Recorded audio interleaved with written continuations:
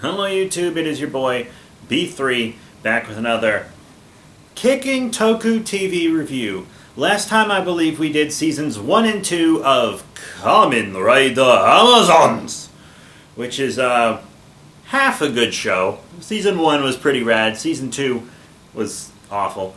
But today we're going to talk about one of my favorite Kamen Rider shows, Kamen Rider Gaim, aka Kamen Rider Fruit Jesus. Yeah, so it's like half Warring States themed and half fruit themed. So they look like feudal Japan warlords, but their armor is fruit.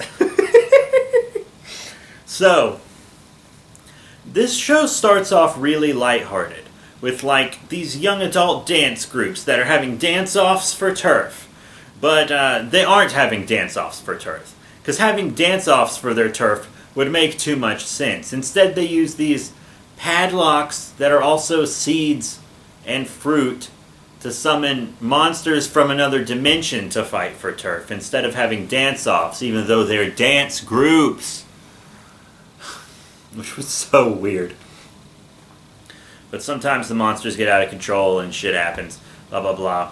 And then eventually they find a way to put, and then they get a belt, and they put the lock seeds in the belt, and then they can turn into Kamen Riders and fight. And then that's how the dance groups get territory, is they fight as Kamen Riders instead, even though once again they're dance groups, so they should probably be having dance-offs to get territory. It's so weird. And as I said, the show starts off lighthearted, and then it gets really fucking dark, really fucking fast. It goes from a show about dancing to a show about the nature and responsibility of God. What? This show is insane. It gets so dark. There's a near apocalypse at the end. Such a dark, philosophical show. I know lots of Kamen Rider fans are always talking about, oh, Kamen Rider is more mature than Super Sentai because it's real philosophical. And while that's true, you don't have to be an asshole about it. But this Kamen Rider show, I feel like, is way more philosophical than most. Like, wow, it's about, like, do gods deserve to be gods? And if you are a god, what are your responsibilities to those who are beneath you? And what is the nature of a god? Holy shit, it was insane. We got the main character, Gaim, and then there are other ones who are really cool, like Baron's really cool. I love Baron. His pineapple form is so cool. He's normally a banana, but his pineapple form is way danker. And then Gaim is the one we call Fruit Jesus because of how the show ends. And I don't want to give away the ending of the show, but it's really crazy. And to this day, I would say that Gaim is still the most powerful Kamen Rider. Like, he is easily the most powerful Kamen Rider ever. It is not a contest. Gaim is really, really strong. But I have to say, like all Neo Heisei Kamen Rider, the special effects are great. People always bitch about the CGI in Kamen Rider, but it's children's television CGI. Is children's television CGI ever that good? No, it's not.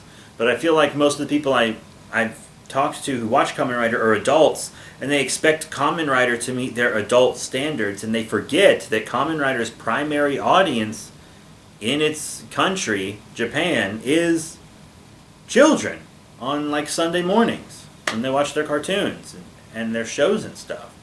So it's children's CGI. It's not CGI for adults. Sorry your butt hurt about it. But, and the real effects you should focus on in Kamen Rider anyways are those beautiful practical effects. The suits and everything, the weapons, that's where you want to focus. That's good shit. And Gaim does it really well. I think the lock seed gimmick is cool. It's not too much, but it's not too little. It's just the right amount of gimmick, so I really like it. Then there's this one kick-ass character who used to be like a mercenary in France, but he's like really effeminate, but he's also like the most masculine guy in the whole show. He's like so secure in his masculinity that he can express his femininity, and he should be like he's one of the coolest Kamen Rider characters of all time, for sure. He's so dope. And then there's also like the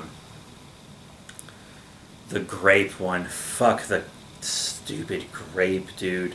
And then there's, oh my god, there's just so much stuff going on in this show, and it plays off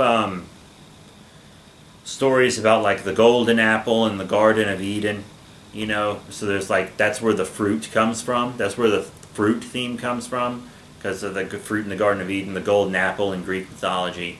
And that's where the whole fruit theme comes from. So once again, the show is about God, which is so strange to me. But it's a really good show. If you want a more serious story, this one will give it to you. Just like X. It'll give it to you like X. This is a really good show. But that is it for today. Kamen Rider Gaim is one you should definitely check out on like TV Nihon or Overtime or something. Or if you're actually Japanese and watching my weird English review for some reason, you can probably just watch it on Hulu. I think Japanese Hulu has all the Kamen Rider stuff on it. So that's it. Thank you all once again. See y'all later.